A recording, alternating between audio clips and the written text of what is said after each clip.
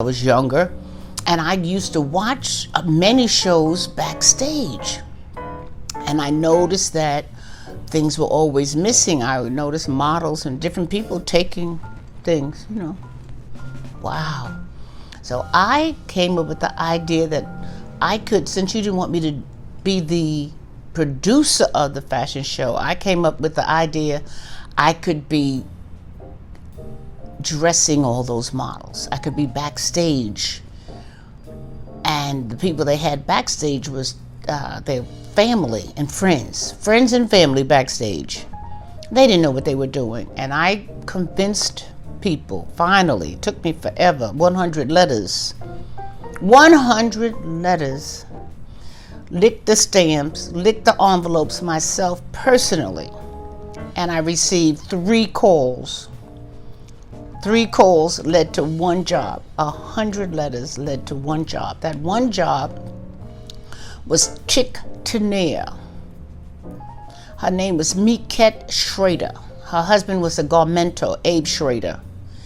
And I told her that I could, dress her fashion show for her. And she said, well, you're going to charge so much money. Why are you charging so much money? I said, because I'm going to guarantee that nothing will be missing. And then she said, well, I made a very big mistake. I'll never forget this as long as I live. I went for the interview. I was in a Oscar de la Renta Lunar Rain mink coat.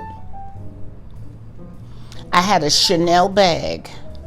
You see these hoop earrings? They were diamond hoop earrings given to me by Lionel Hampton. Huge diamond ring on my finger. And this white woman, Miket Schrader, oh, look how you look. You don't need to be, I learned right then and there never to outdress the people who was interviewing you. Don't look too rich. I looked too rich for her. I got the job. I got that job. And the young lady who was the bookkeeper, I wrote the letter and she signed it, and I put it on her stationery. And she said that we were the best, the ground crew. That's how I came up with the name, the ground crew. That's another story. Anyway, the ground crew had their very first job. And then I took that letter, how we were this, we were that, and I sent it to everybody. And then people started hiring us. And the next thing I know, Bill Blass hired us. When Bill Blass hired us, wow. Saks Fifth Avenue. I did Donna Cameron's very first show. And then we had Carolina Herrera, Oscar de la Renta, you name it, we were on a roll. It was wonderful, the ground crew. So we did the dressing, we pressed the clothes, steamed the clothes. We sometimes, with the Donna Karen, I used to send the models out. We'd line up the models, because there's a runner show, they call it runner show. And we send the models out. We just did everything. Eventually, I expanded into hair and makeup. Not that I did hair and makeup, but I would hire people to do hair and makeup. But how big was your crew? Oh, the crew, depending on how many models. So if you had 12 models, you had 12 ground crew dressers and 1 supervisor. So that was 13. And sometimes you had 14 models, or you had a model per a ground crewer per model. If you had 30 models, you had 30 ground crewers.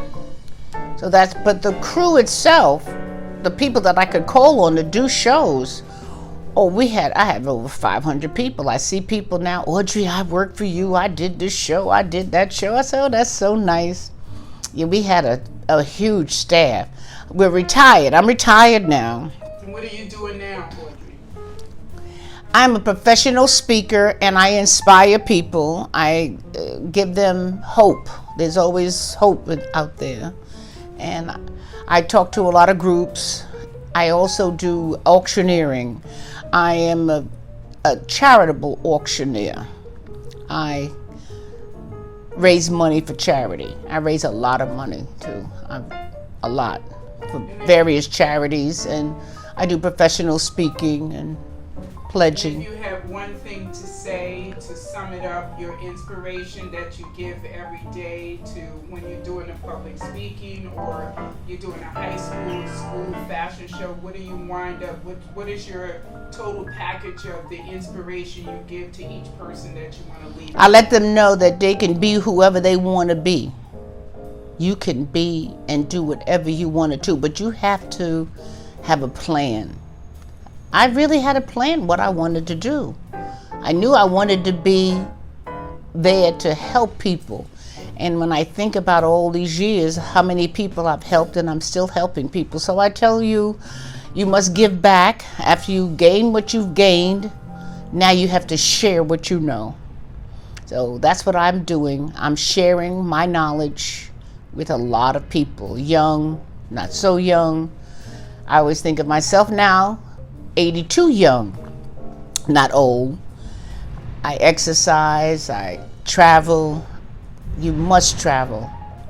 And the ground crew's name came from a speech by the Reverend Dr. Martin Luther King when he gave his Nobel Peace Prize speech, December the 10th, 1964.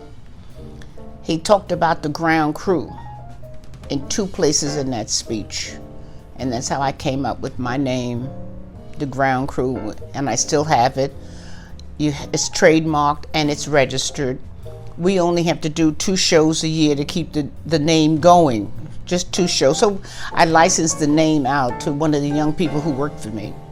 And I went to a show the other day we did. It was so cute. I hadn't been to a show backstage in a long time. It was fun.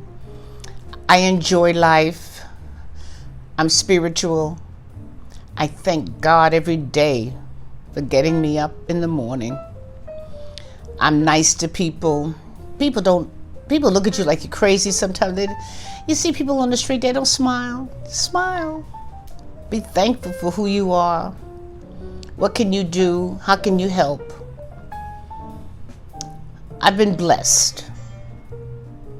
And I'm very thankful for the 82 years that I've been here. Okay. Thank you so much. Last but least, but I wanted to ask you this question. How did they contact you if they wanted to contact you for Speak, if they wanted to hire you? Oh, they go on my, I don't have a website, but people know me because I belong to the National Speakers Association and I belong to Toastmasters. So I get a lot of jobs because people in those fields ask me to come speak to them. I speak. Are you for hire or you? Oh yes, yeah. People. No. People. You have to. I get paid. I get paid very well. I don't want to talk about my fees because it varies from depending on where it is. But I'm going to be speaking in November the 7th. The lady, in fact, I have to put the deposit in my bank today because the lady wants me to speak on November the 7th in Allentown, Pennsylvania. I think either Bethlehem, Pennsylvania, Allentown, for Dress for Success.